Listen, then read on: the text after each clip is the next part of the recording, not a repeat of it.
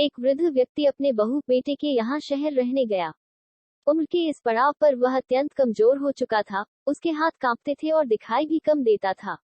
वो एक छोटे से घर में रहते थे। पूरा परिवार और उसका 4 वर्षीय पोता एक साथ डिनर टेबल पर खाना खाते थे।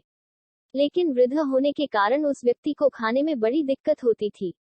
कभी मटर के दाने उसकी चम्मच से निकलकर फर्श पे बिखर जाते तो कभी हाथ से दूध छलककर मेजपोश पर गिर जाता।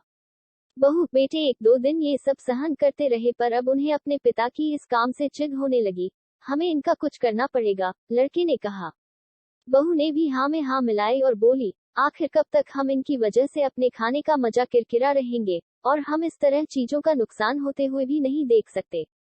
अगले दिन जब खाने का वक्त हुआ तो बेटे ने एक पुरानी मेज को कमरे के कोने में लगा दिया। अब बूढ़े पिता को वही अकेले बैठकर अपना भोजन करना था। यहाँ तक कि उनके खाने के बर्तनों की जगह एक लकड़ी का कटोरा दे दिया गया था, ताकि अब और बर्तन ना टूट फूट सके।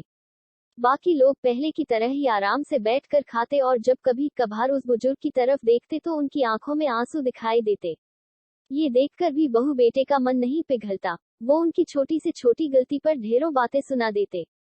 वहाँ बैठा बालक भी यह सब बड़े ध्यान से देखता रहता और अपने में मस्त रहता। एक रात खाने से पहले उस छोटे बालक को उसके माता पिता ने जमीन पर बैठकर कुछ करते हुए देखा। तुम क्या बना रहे हो?